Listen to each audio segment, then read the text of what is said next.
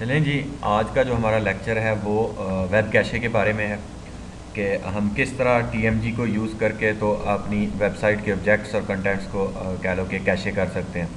ठीक है, तो इससे हमारी कह लो कि स्पीड भी बढ़ेगी और हमारी बैंडविड्थ पे भी जो यूटिलाइजेशन भी रिड्यूस होगी।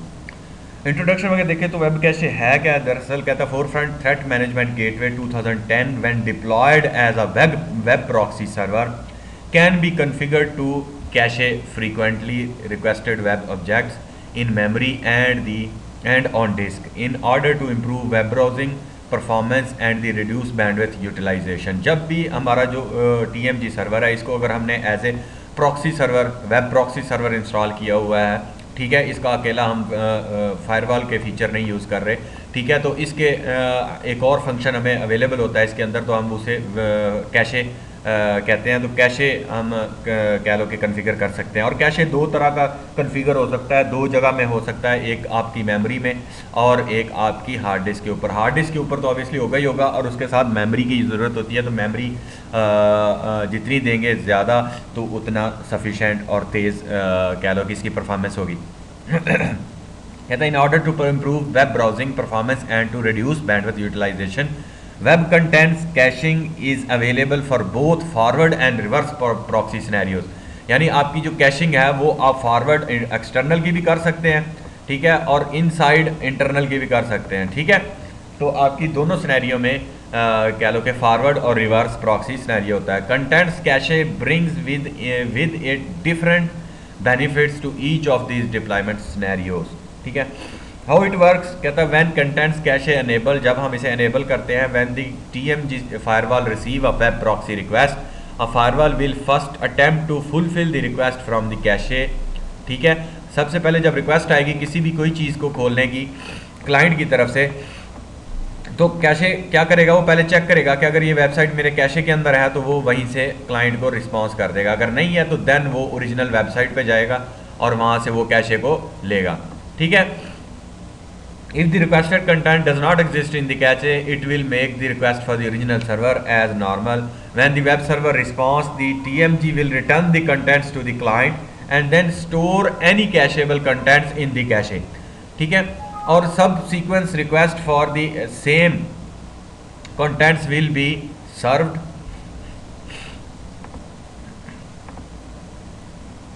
ठीक है जी, will be served। थोड़ा स्लाइड में मसला था, ठीक है, कहाँ चला गया, मेरा पॉइंटर ले लेते हैं, ठीक है। तो वो फिर दोबारा जब जाएगी रिक्वेस्ट सर्वर के पास, तो वो जब सेकंड टाइम जब सर्वर रिस्पॉन्स करेगा तो देन कैशे कर लेगा अगर पहले कैशे नहीं है, ठीक है। Subsequent request from the same content will be served directly from the cache. अगर कोई और भी क्लाइंट उसी चीज़ को, उसी वेबसाइट को, उसी कंटेंट्स को लेना चाहता है, देखना चाहता है, तो वो दूसरे तमाम जो है ना वो यूज़र्स हैं उनको भी वो कैशे से दिखा देगा, रिटर्न कर देगा, ठीक है।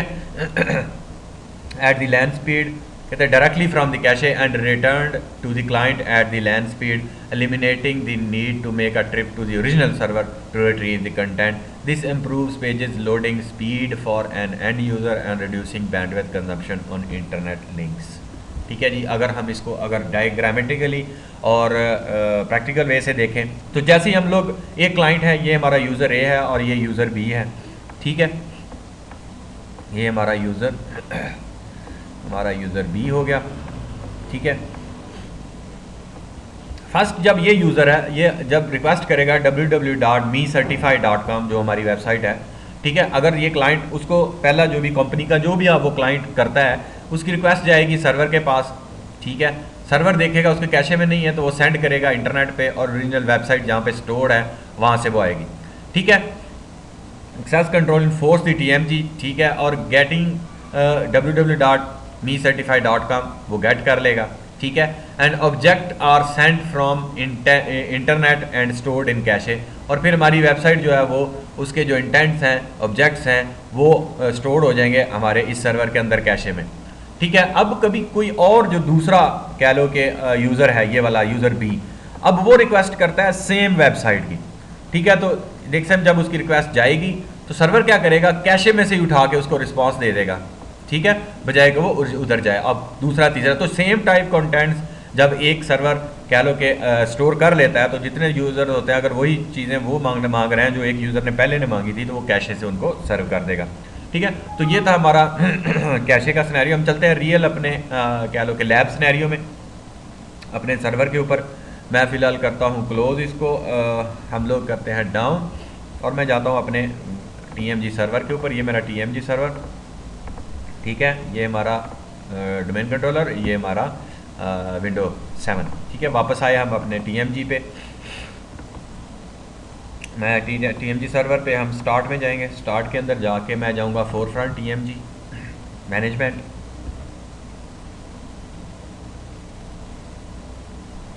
थोड़ा सा टाइम लगेगा और ये स्टार्ट होगा हमारा मैनेजमेंट का कंसोल।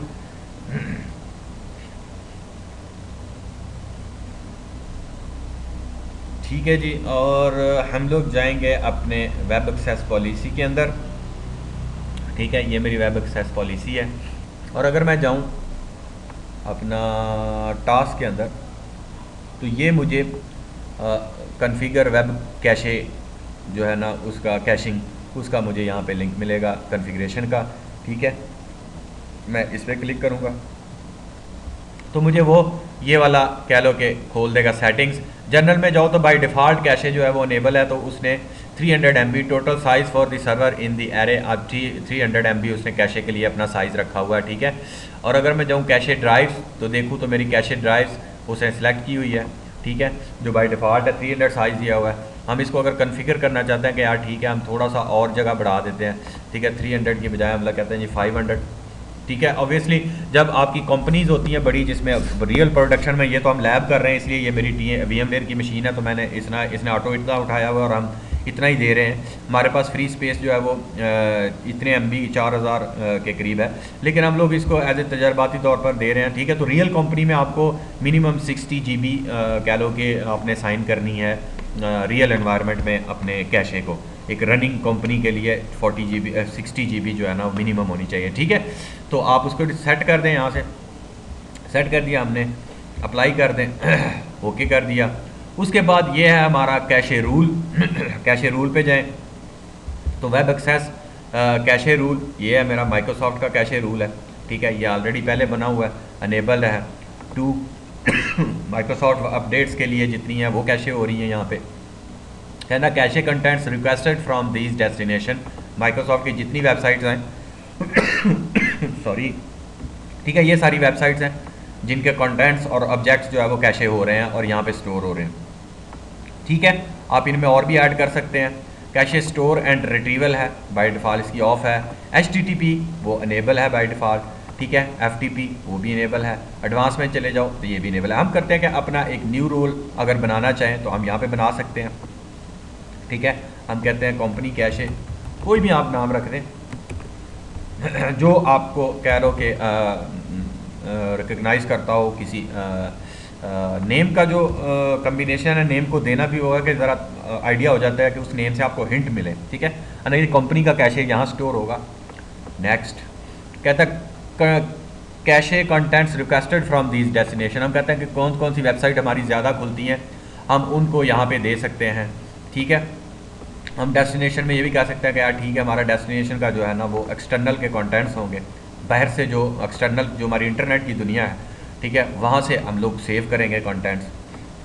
ठीक है, और ओनली ये retrievers requested object from the cache, कहता है only if the valid version of the object exist in the cache, if no valid exist route the request to the server. अगर आपके retrieval का है ये कि कोई क्लाइंट हमारे रिट्रीव करेंगे कैशे को तो वो देखेगा कि अगर वैलिड वर्जन उसका जो है ऑब्जेक्ट का उस वेबसाइट का हमारे उसके अंदर कैशे में पड़ा है तो देन वो रिट्रीव उसको वापस भेजे देगा, अदरवाइज़ वो राउट कर देगा उसको डायरेक्ट टू नेक्स्ट इंटरनेट की दुनिया का जो सर्वर ओरिजिनल सर्वर वेबसाइट का वहाँ पे। ठीक है जी, हम यही कर लेते हैं।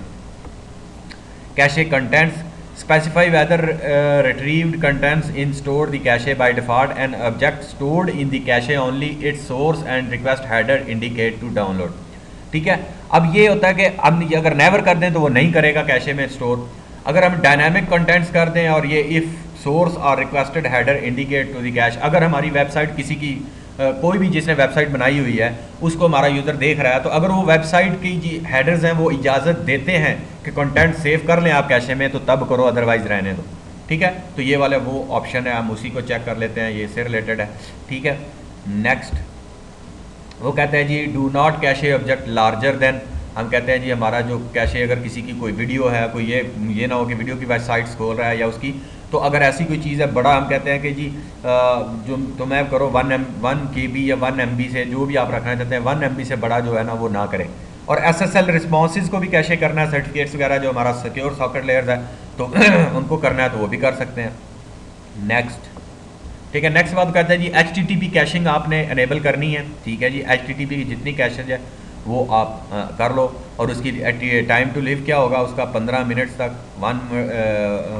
वन डेज़ के ऊपर ना जाए, और लेस देन जो 15 मिनट तक वो कैश रखे। ठीक है, ये वो है unless secure specifies an expiration time, कि आपकी कैशिंग का एक्सपायर कब तक होना है, उसने जो कंटेंट्स आपने डाउनलोड करके रखे हुए हैं कितनी देर तक वो रहेंगे ताकि वो अपडेट के लिए जाए। ठीक है, तो ये उसकी सेटिंग है सारी, ज़्यादा ओल्ड देर तक रखने हैं। कोई ऐसे हैं जो डेली अपडेट होते हैं, और नई जो ऐसी वेबसाइटें डेली अपडेट होती हैं तो आप दोबारा कैशे कर सकते हो। ठीक है, उससे रिलेटेड है। FTP के लिए फाइल ट्रांसफ़र, उसकी ये टाइम टू लिव है, FTP का अनेबल करना है कैशे, तो आप उसको कर सकते हैं, फाइल ट्रांसफ़र प्रोटोकॉल होता है हमारा। ठीक है, नेक्स्ट ये समरी है जी हमारी कैशे की, फिनिश। ठीक है, तो ये हमारा कंपनी कैशे कह लो कि बन गया, और अगर कोई चेंजिंग करनी है तो एडिट में जाके आप चेंजिंग कर सकते हैं। ठीक है, और अगर चेंजिंग नहीं करनी तो आप अप्लाई कर दें। ठीक है, कंटेंट डाउनलोड्स, ठीक है, ये हमारा कंटेंट्स है, डाउनलोड जो है फ्रीक्वेंटली कौन से URLs को आपने करना है तो आप यहाँ पे दे सकते हैं। ठीक है, नेक्स्ट ओनली वन टाइम और कंप्लीट ऑफ द विजिट करना है, ओनली वन टाइम आपने इसको करना है, डेली करना है या वीकली करना है। वन टाइम अभी करके देते हैं, ये जॉब है आपकी। ठीक है, आप यहाँ पे लगा सकते हैं कि विजिट की कितनी देर तक करें। ठीक है ना, कंटेंट डाउनलोड आप उसको ऑटोली लगा सकते हैं। फॉर एग्जांपल कहना डाउनलोड कंटेंट्स फ्रॉम कौन सी वेबसाइट हमारी, जैसे हमने दिया जी www.mecertify.com। ठीक है, इस वेबसाइट से कंटेंट डाउनलोड करें। Do not follow link outside the specified URL domain. ठीक है, इससे बाहर वाले ना करें। मैक्सिमम डेप्थ ऑफ लिंक, अब मैक्सिमम कितनी डेप्थ होनी चाहिए हमारे इसकी कंटेंट की कि हम डाउनलोड कर सकें। फॉर एग्जांपल ये हमारी वेबसाइट है, इसका मैं एक पेज खोलता हूँ अपना, फॉर एग्जांपल हम लोग खोलते हैं इसका मेन पेज। ठीक है, मैं करता हूँ जी mecertify.com खोला।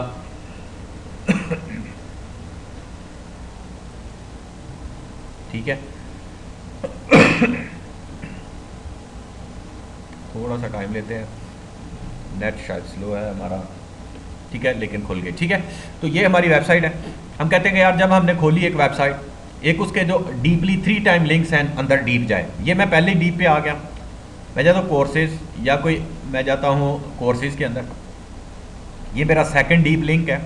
कोर्सेज के अंदर जाके मैं जब क्लिक करता हूँ आपकी कह लो ये राउटिंग, या हम MCSE, या अब हमारा ये जो TMG सर्वर है 2010 क्लिक करता हूँ, तो ये मेरा थर्ड डीप अंदर चला गया। ठीक है, तो यहाँ तक जो इसके अंदर जितना भी है वो सारा कह लो कि हमारा डीप तक जाए, तो 3 टाइम लिंक जो है ना, 3 टाइम अंदर, पेज के अंदर पेज, फिर पेज के अंदर पेज, तो ये उस चीज़ को वो शो कर रहा है हमारा कह लो कि जो है ना TMG। ठीक है, इसी तरह वापस मैं चलता हूँ अपने TMG के ऊपर, वही ये वो वाला कह रहा है कि कितना डेप्थ पे आपने पर पेज जाना है। हम कहते हैं 3, हर पेज के 3 डेप्थ तक जा सकता है। ठीक है ना, limit number of object retrieve to the maximum number of concurrent TCP connection to create for this job. 4 बंदे जो है डायरेक्ट इसको कर सकते हैं। ठीक है, next cache content, cache all content करने हैं। इफ़ सोर्स और requested header indicate the cache, अगर हमारा रिक्वेस्टेड हेडर दे रहा है तो देना उसको करो। ठीक है, ये एक्सपायरेशन है उसकी, टाइम टू लिव है। ठीक है ना, override object TTL after 60 minute override करने हैं तो ओवरराइड कर सकते हैं। ठीक है, नेक्स्ट ये उसने हमें दे दिया कि इसका हमने URL है जो उसको कंटेंट को बना लिया। Next finish. ठीक है, कहते हैं schedule content download job will only run only when the local host network is configured to listen for web proxy client request. ठीक है, ये उसी टाइम में डाउनलोड होगा जब हमारा वेब प्रॉक्सी का जो क्लाइंट है रिक्वेस्ट करेगा, ठीक है। तो वेब प्रॉक्सी की सेटिंग्स जो है ना वो हमने करनी है।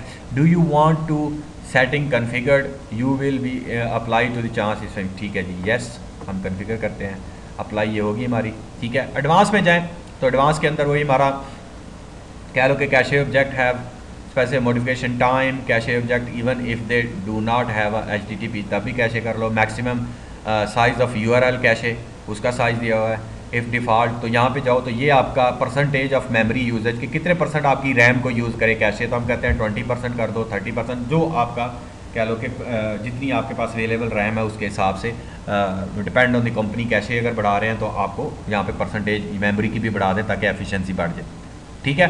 उसके बाद बट नो मोर दैन इतने मिनट्स के ऊपर ये रिटर्न द एक्सपायर ऑब्जेक्ट्स हैं, उसकी एक्सपायरेशन है, ठीक है, जो कैशे किए हुए हैं, ठीक है। तो ये हमारे रोल बन गए। हमने करना जी अप्लाई, ओके, ठीक है, मैं करता हूँ अप्लाई। दिस टाइम वो कहता है जी change will be applied only after the following service is restarted. तो हम कहते हैं ठीक है जी, हमें save the changes but not do not restart the service, नहीं, हम करेंगे सेव, जो हमने नई अप्लाईज की हैं, चेंजिंग्स की हैं वो सेव करें और सारी सर्विसेज जो TMG की हैं उसको रीस्टार्ट करें। ओके ओके, अप्लाई कर देते हैं।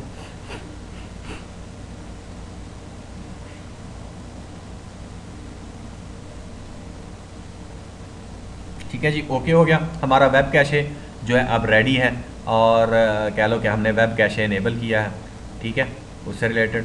और वेब प्रॉक्सी का वो कह रहा था, तो वेब प्रॉक्सी का ये कॉन्फ़िगर वेब प्रॉक्सी का हमारा यहाँ टास्क है। ये वाला पूरे का पूरा मैं इस टेबल को और ज़्यादा एक्सप्लोर नहीं करूँगा क्योंकि हमने जो हमारा लेक्चर है क्लाइंट इंस्टॉलेशन का, जो हमने क्लाइंट की है, दूसरा या थर्ड लेक्चर है क्लाइंट इंस्टॉलेशन का, उसके अंदर हम इसको जो है ना एक्सप्लोर कर चुके हैं। तो ठीक है, ये ऑलरेडी हमारा क्लाइंट सेट है, हम उसको वेब प्रॉक्सी ही यूज़ कर रहे हैं इसको, तो इसीलिए हमारा ये है, तो वो मैसेज हमारा पूरा है, ऑलरेडी कंडीशन हमारी उसके ऊपर पूरी है, ठीक है। तो ये हमारा कह लो कि वेब प्रॉक्सी का आ गया हमारा कह लो कैशे का, ठीक है। तो हमने कैशे कन्फिगर कर दिया। सिस्टम में जाता हूँ तो आपकी कह लो कि वेब प्रॉक्सी ओवरलोडिंग है, यहाँ पे एक और चीज़ है कैशिंग कंप्रेक्स कंटेंट्स हैं, फिर सिस्टम पॉलिसीज़, ठीक है। तो और इतना कह लो कि आपको इसके अंदर करने का कोई नहीं है, ठीक है। सेटिंग्स सिर्फ ये सिंपल क्लिक क्लिक हैं हमारा कॉन्फ़िगर वेब कैशे की, ठीक है। तो वो सारी कह लो कि आप सेटिंग्स वगैरह कर सकते हो, ठीक है। टास्क में जाएंगे और देखता हूँ एक दो चीज़ अगर इस साइड से भी आपको मैं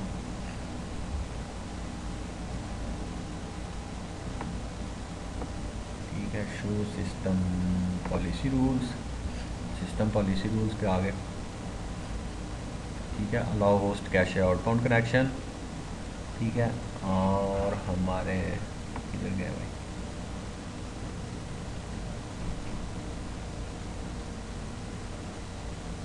directory management, remote management, radius, ICMP, women, ठीक है। रिमोट मैं आपको रूल दिखाना चाह रहा हूँ कि अगर मेरे सामने आ गया यहाँ पे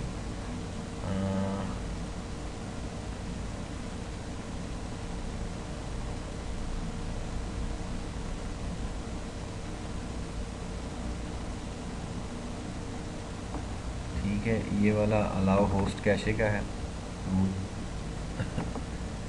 ठीक है। ये हमारा इनबाउंड है, ठीक है। तो ये वाले हमारे रूल्स इधर बने हुए हैं, ठीक है। तो जनाब हमारा कैशे सर्वर अब रेडी है और फुली कॉन्फ़िगर्ड है, ठीक है। तो इस तरह हम लोग अपना जो है ना वो कैशे कॉन्फ़िगर कर सकते हैं। आज का लेक्चर हम यहीं पे ख़त्म करते हैं, खर्च नहीं करते, टाइम तो खर्च किया, लेकिन हम अपने कैशे को किस तरह सेट करते हैं, उसके रूल्स वगैरह कैसे हैं बनाते हैं और कैसे ये काम करता है, वो सारी चीज़ें आज हमने इधर देखी हैं, ठीक है।